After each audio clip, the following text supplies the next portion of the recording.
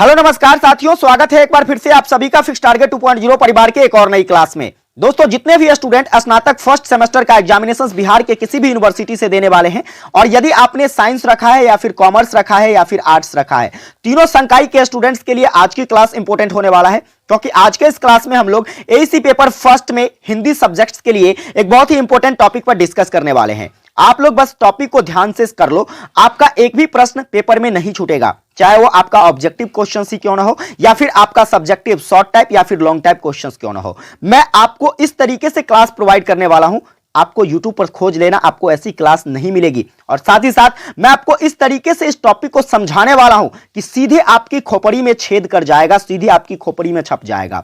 Topic क्या होगा हमारा? टॉपिक होगा प्रारूपण। प्रारूपण की बात करें तो इसे हम लोग एक और शब्द से जानते हैं, वह है आलेखन। अब आइए बात करते हैं आज के इस क्लास में हम लोग कि प्रारूपण या फिर आलेखन क्या होता है, इसका क्या महत्व है, इसकी क्या विशेषता है, ठीक है, इसके क्या गुण है, यह हमारे जीवन में या फिर कहे तो हमारे हिंदी लेखन में यह आवश्यक क्यों है, इन सभी टॉपिक पर चर्चा करेंगे। बस पूरी शिद्दत से तुम लोग क्लास को कर लो, फिर तुम्हारा ये जो डाउट है कि सर ऑब्जेक्टिव का स्पेशल क्लास दीजिए, ये आपके मन में डाउट नहीं रहेगा। ठीक है, चलिए फटाफट से सेशन को स्टार्ट करते हैं। एक बार आप लोग सेशन को शेयर कर दीजिए, अपने सभी दोस्तों को शेयर कीजिए और अपने सभी दोस्तों को एक साथ बुला लीजिए ताकि पढ़ने और पढ़ाने दोनों में भी बहुत मजा आए। बात करते हैं, एक बार लाइक कर देना, लाइक नहीं करते हो आप लोग, बहुत कंजूसी करते हो यार, बहुत मेहनत करनी पड़ती है आप लोगों के लिए। बस आप लोगों का प्यार और आप लोगों का सपोर्ट चाहिए। अगर ऐसा ही रहा तो मैं बोल देता हूं कि हिला दूंगा आपकी पेपर को, आपकी पेपर की खोपड़ी में आप जरूर छेद करके आओगे। आइए बात करते हैं सबसे पहले क्वेश्चंस पर। तो आपका जो सबसे पहला क्वेश्चंस रहने वाला है आज के इस क्लास का, वह क्या है? तो सबसे पहला क्वेश्चंस कहता है प्रारूपण या फिर आलेखन क्या है। टॉपिक भी हमारा यही था, प्रारूपण या फिर आलेखन। तो समझते हैं हम लोग प्रारूपण या आलेखन को। देखिए यहां पर शब्द क्या है, शब्द को समझ जाइए। कुछ चीजें ऐसी होती है जिसका नाम ही क्या करता है, तो उसके गुण को बता देता है, उसके कार्य को बता देता है, उसकी विशेषता को बता देता है। वही जो है यहां पर आपको प्रारूपण में भी देखने को मिलेगा। प्रा का मतलब क्या होता है और रूपण का मतलब क्या होता है? तो सर प्रा का मतलब होता है एक जैसा, प्रारूप का मतलब क्या होता है? तो एक जैसा रूप। प्रारूप का मतलब क्या होता है? एक जैसा रूप। अब एक जैसा रूप किसका होगा? तो आप कुछ भी तैयार करते हो, जैसे मान लीजिए हमें क्या करना है, तो कोई पत्र लिखना है या फिर कोई निबंध लिखना है, तो कुछ भी लिखना है, आप उसके लिए पहले क्या करते हो? तो एक ढांचा तैयार करते हो। अरे समझ लो भाई, इस तरीके से अगर मान लीजिए हमें किसी का नमूना बनाना हो, किसी की तस्वीर बनाना हो, तो आप क्या करते हो? उसके लिए पहले प्रैक्टिस करते हो। प्रैक्टिस को ही, ये जो आप प्रैक्टिस कर रहे हो ना, इसी को क्या कहा जाता है? प्रारूप कहा जाता है। क्या कहा जाता है? प्रारूप। अर्थात कहें तो प्रारूपण का जो सामान्य अर्थ होता है, आप क्या कहोगे? तो प्रारूपण का सामान्य अर्थ होता है किसी पत्र का कच्चा रूप तैयार करना, ऐसा रूप जिसके आधार पर क्या किया जा सके, तो इसे निर्मित किया जा सके। अगर मान लीजिए हम इसको तैयार कर लेते हैं, फिर अगर मान लीजिए किसी विशेषज्ञ के द्वारा इसे पढ़ा जाता है, इसमें कुछ त्रुटियां पाई जाती हैं, तो ऐसी स्थिति में आप इसमें क्या कर सकते हो? सुधार कर सकते हो, सुधार कर सकते हो। इसी को तो क्या कहा जाता है? प्रारूपण कहा जाता है। आई बात समझ में कि नहीं आई? अगर समझ में आ गई तो एक बार कमेंट करके बता दीजिए कि सर प्रारूपण का अर्थ समझ में आ गया, कि आखिर प्रारूपण या फिर आलेखन होता क्या है। किसी भी पत्र का कच्चा रूप तैयार करना या किसी भी मसौदे का क्या करना, तो रूपरेखा तैयार करना, ये क्या कहलाता है? तो आपका प्रारूपण कहलाता है। अर्थात कहें तो प्रारूपण एक वैसी प्रक्रिया है जिसके अंतर्गत कार्यालयों में जब किसी व्यक्ति या फिर किसी संस्था या फिर किसी अन्य कार्यालय, मंत्रालय, कहीं से भी कोई पत्र लिखा जाता है या फिर किसी के लिए कोई पत्र लिखा जाता है, तो उससे पहले उस पत्र का क्या किया जाता है? तो कच्चा रूप तैयार किया जाता है, एक मसौदा तैयार किया जाता है, एक नमूना तैयार किया जाता है, और इसी नमूने को क्या कहते हैं हम लोग? तो प्रारूपण कहते हैं। इस कच्चे प्रारूप को पहले क्या किया जाता है? तो अधिकारी को दिखाया जाता है। जिस अधिकारी, मान लीजिए हमें किसी को पत्र लिखना है, किसी दूसरे कार्यालय में पत्र लिखना है और इस कार्यालय से हम लिख पा रहे हैं, तो कहीं ना कहीं यहां पर एक आपको अधिकारी देखने को मिलता है। और ये लिखने का काम कौन करता है? तो लिपिक करता है। कौन करता है? जिसे हम लोग क्लर्क कहते हैं। तो क्लर्क जब इसको क्या करता है? तैयार करता है, तो यह किसको दिखाता है? अधिकारी को दिखाता है। अधिकारी उसे पढ़ता है, उसको समझता है, फिर अगर उसमें कोई त्रुटियां हो तो यह किसको बताता है? लिपिक को बताता है। लिपिक उसको सुधार करता है। सुधार करने के बाद जब पूर्णतः यह क्या हो जाता है? स्पष्ट हो जाता है, तब यह पत्र को क्या किया जाता है? दूसरे कार्यालय में भेजा जाता है।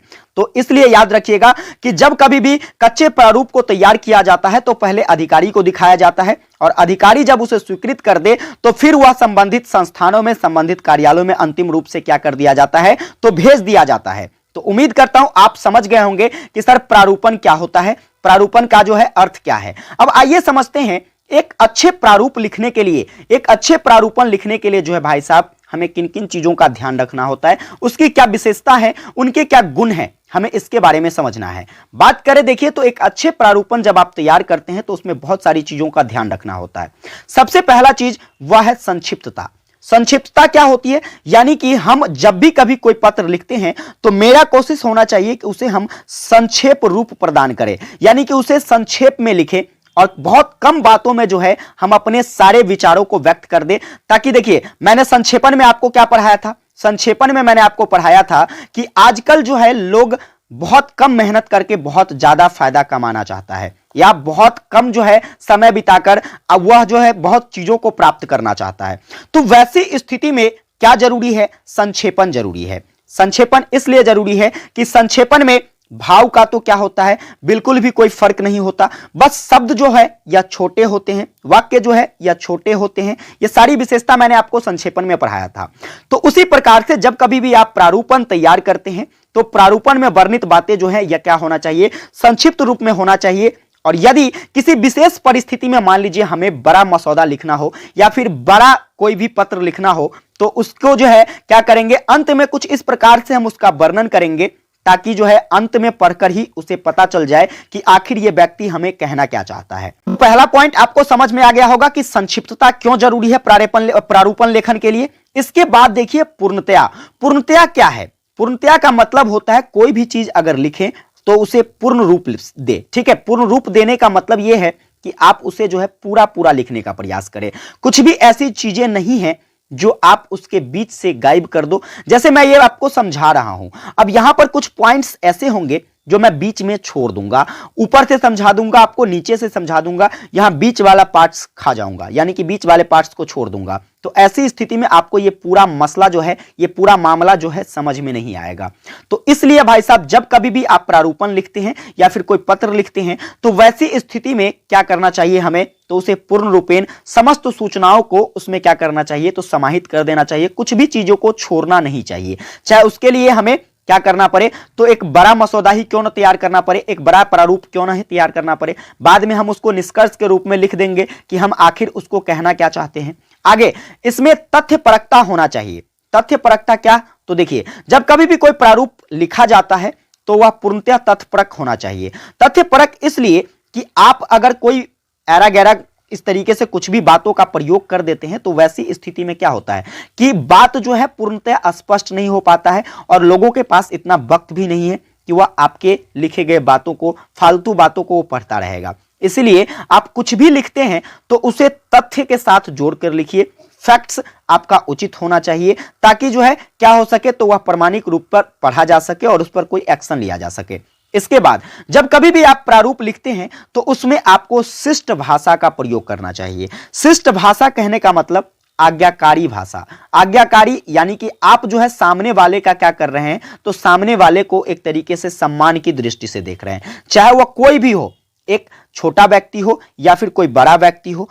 आपको प्रारूपण तैयार करते समय या कोई भी पत्र लिखते समय इस शब्दों का, इस तरीके के शब्दों का इस्तेमाल करना चाहिए। प्रारूपण के लेखन में शिष्ट और सरल भाषा का उपयोग बहुत जरूरी होता है। यदि मान लीजिए कोई व्यक्ति की मांग को स्वीकार न किया जाए, जैसे मान लीजिए हमारे सामने कोई मांग रखा गया कि सर ये चीज जो है हमें आप करवा दीजिए, ठीक है, अगर मान लीजिए मैं इसे पूरा न कर सका तो मेरी जो है बातें ऐसी नहीं होनी चाहिए ताकि सामने वाले को लगे कि मैं उससे कुछ कटु बातें कह दिया हूं, कुछ ऐसी बातें कह दिया हूं जो उसे बुरा लग गया हो।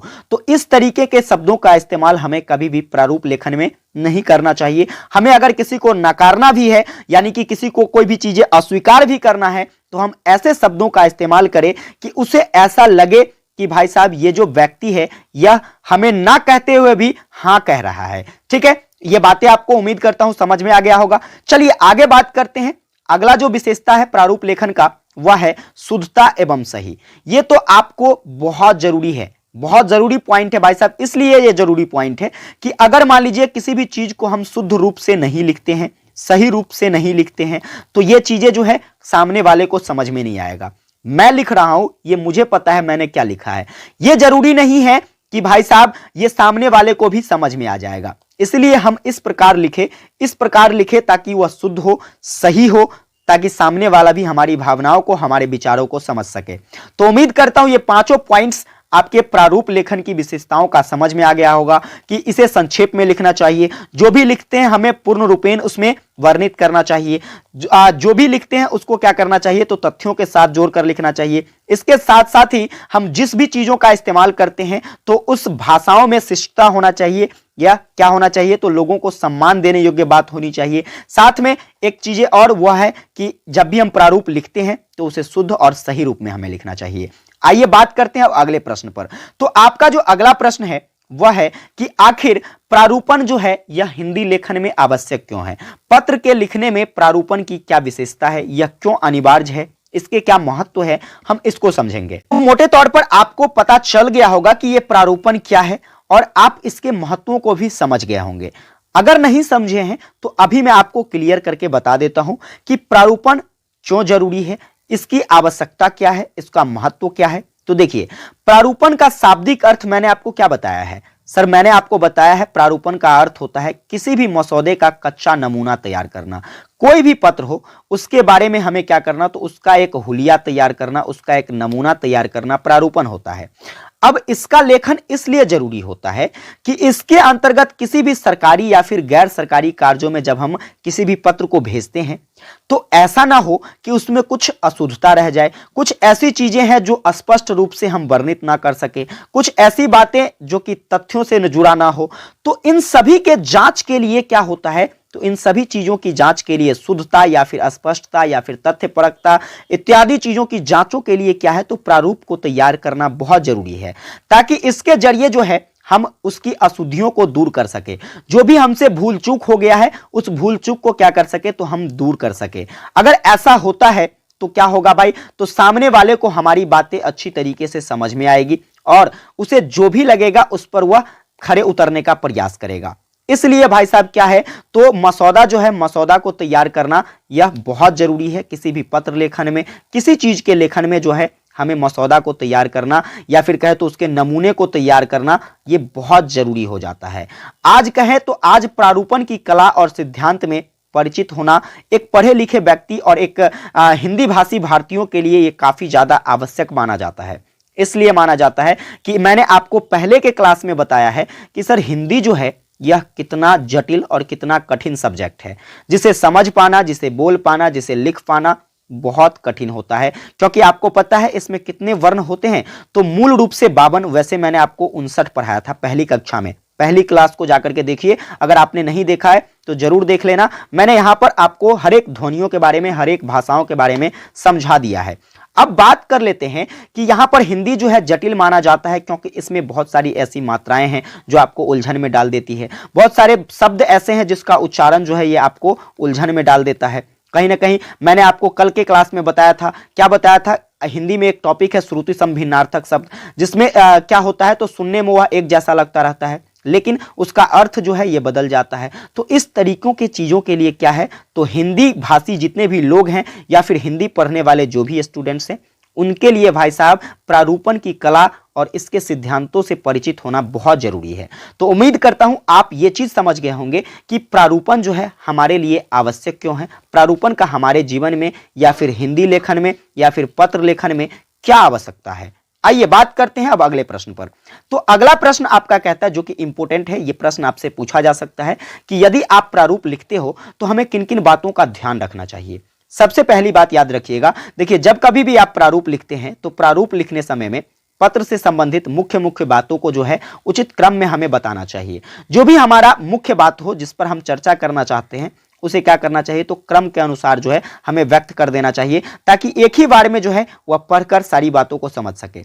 इसके बाद संदर्भ का उचित उल्लेख अनिवार्य होता है। हम जो भी चीजें बताते हैं उसका उचित उल्लेख करना जो है हमारे लिए क्या होता है, तो प्रारूप लेखन में अनिवार्य होता है। इसके साथ विषय संबंधी तथ्यपूर्ण कथनों की अनिवार्यता होती है। एक अच्छे प्रारूप आप लिखना चाहें तो उसमें जो भी विषय आप लिख रहे हैं तो उसे तथ्यों से जोड़कर लिखिए। ये तो मैंने आपको अभी बार बार बताया है, तो तथ्यों से जोड़कर लिखिए ताकि जो है आपकी बातें, आपके विचार जो हैं सामने वाले को पूर्णतया समझ में आ सके। इसके बाद मान लीजिए अगर कोई भी पत्र का आपको उत्तर देना हो तो उत्तर देने के समय में जो है आपको क्या करना है, तो तिथि निर्धारण जो है, इसके बाद इन सभी चीजों का तिथि निर्धारण वगैरह का आपको विशेष ध्यान रखना चाहिए। क्योंकि देखिए उत्तर आप कब देंगे, जब आपके सामने पहले से कोई पत्र आया है। तो जब कोई पहले से पत्र आया है तो यह किस तिथि में बताया गया है।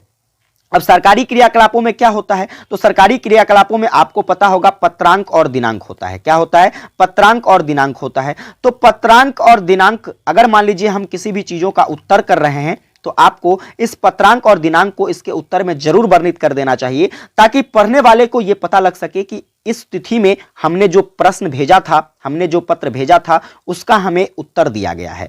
इसलिए हमें इन चीजों का जो है ध्यान रखना चाहिए। आगे बात करते हैं तो इसकी जो अगली प्रमुख विशेषता मानी जाती है या फिर प्रमुख हमें बातें ध्यान रखना है वह है कि पत्र के साथ अगर पूर्व पत्र, आदेश, इसके बाद विवरण की प्रति, ये सारी चीजें अगर आपको पहले से प्राप्त है, जैसे मान लीजिए जब कभी भी पत्र लिखते हैं तो हमें अगर उत्तर देना हो तो हमारे पास तो एक पत्र अवेलेबल है कि नहीं, बिल्कुल अवेलेबल है। या फिर जो भी आदेश आपको दिया गया है, आदेश का आपको उत्तर देना है, तो वह आदेश पत्र तो आपके पास है कि नहीं। तो उन सभी पत्रों को क्या करना चाहिए, तो जब आप आंसर कर रहे हैं तो उसकी एक छाया प्रति यानी कि फोटो कॉपी क्या करना चाहिए, तो उस पत्र के साथ लगा देना चाहिए। ऐसी स्थिति में जब उत्तर पढ़ने वाला व्यक्ति देखेगा उसमें पत्रांक और दिनांक का वर्णन किया गया होगा तो वह नीचे की तरफ देखेगा और पीछे पलटने के बाद जो है उसको वो मिल जाएगा। और वह क्या मिल जाएगा, तो जो पत्र उसे भेजा गया था, जो आदेश उसे भेजा गया था, और जब उसको वह पढ़ेगा तो उसके उत्तर को अच्छे तरीके से समझ पाएगा। तो उम्मीद करता हूं आप ये भी समझ गए होंगे कि प्रारूप लेखन में हमें किन किन बातों का ध्यान रखना चाहिए। पहली बातें हमें जो बताना है, जिस मुद्दे पर हम बात कर रहे हैं उसे क्रम अनुसार आप व्यक्त कर दीजिए। उचित बातों का आप ज्यादातर इसमें प्रयोग करें, अनुचित बातों का प्रयोग जो है यह व्यर्थ माना जाता है। इसके बाद जो भी विषय आप लिख रहे हैं उसे तथ्यों के साथ जोड़कर लिखें। पत्र जब भी आप लिखते हैं तो उसमें कम से कम जो है पत्रांक, दिनांक, इन सभी चीजों का उत्तर देने के क्रम में इसका इस्तेमाल करें। इसके साथ अगर आपके सामने जो है आपके पास पूर्व से कोई पत्र है या फिर कोई आदेश पत्र है या फिर कोई विवरण वगैरह आपके पास अवेलेबल है तो क्या करें, आप उसका एक प्रति जो है उसके साथ जरूर लगा दे, ताकि जो है पढ़ने वाले को, उत्तर पढ़ने वाले को क्या हो सके, तो उसकी जानकारी हो सके। तो उम्मीद करता हूं आज की जो क्लास है प्रारूपण की, ये आपको अच्छे तरीके से समझ में आ गया होगा। इसी तरीके से आपको जो मैं topic by topic class provide कर रहा हूं, आप शिद्दत से कर लो, आपका एक भी ऑब्जेक्टिव क्वेश्चंस नहीं छूटेगा। अब सर कहेंगे, आप लोगों का कमेंट्स होगा कि सर इसमें ऑब्जेक्टिव क्वेश्चंस कैसे बनेगा, आप कह सकते हो। तो देखिए आपसे क्वेश्चंस पूछा जा सकता है, ड्राफ्टिंग का अर्थ क्या होता है, तो ड्राफ्टिंग का अर्थ होता है प्रारूपण या आलेखन। ऑब्जेक्टिव में पूछा जाता है, जरूर याद रखना। या फिर पूछा आ सकता है कि प्रारूपण को इंग्लिश में क्या कहते हैं, तो ड्राफ्टिंग कहते हैं। या फिर आपसे पूछा आ सकता है प्रारूपण का अर्थ क्या होता है, तो मसौदा का नमूना तैयार करना, किसी भी मसौदे का नमूना तैयार करना। आप इस तरीके से जो है आपके प्रश्न जो है बनाए जा सकते हैं। जैसे मान लीजिए पूछा जाएगा कि निम्नलिखित में से कौन सी जो है या किसकी विशेषता नहीं है, तो प्रारूपण की विशेषता नहीं है या प्रारूपण की विशेषता है, इसमें से कुछ ऑप्शंस डाल दिए जाएंगे। तो इस तरीके से आपके ऑब्जेक्टिव प्रश्न बनाए जाते हैं। ठीक है, तो उम्मीद करता हूं आपको आज की क्लास हेल्पफुल लगी हो। अगर ये क्लास हेल्पफुल लगी हो, चैनल पर नए हैं, अभी तक सब्सक्राइब नहीं किए हैं, मेरे भाई सब्सक्राइब करके एक प्यारा सा सपोर्ट करो। तुम लोग अगर सपोर्ट करोगे तो भाई साहब मैं पूरी तरीके से बता देता हूं, ग्रेजुएशन के एग्जामिनेशंस में आग लगा दूंगा। बस तुम्हारा सपोर्ट चाहिए, तुम जितना सपोर्ट करोगे मैं आपके लिए उतनी मेहनत करने को तैयार हूं। सेशन को अभी तक लाइक नहीं किया है तो लाइक कर दीजिए, अपने सभी दोस्तों के बीच इसे शेयर कर दीजिए। विशेष आप लोगों से अगली क्लास में मिलते हैं, तब तक के लिए जय हिंद, वंदे मातरम।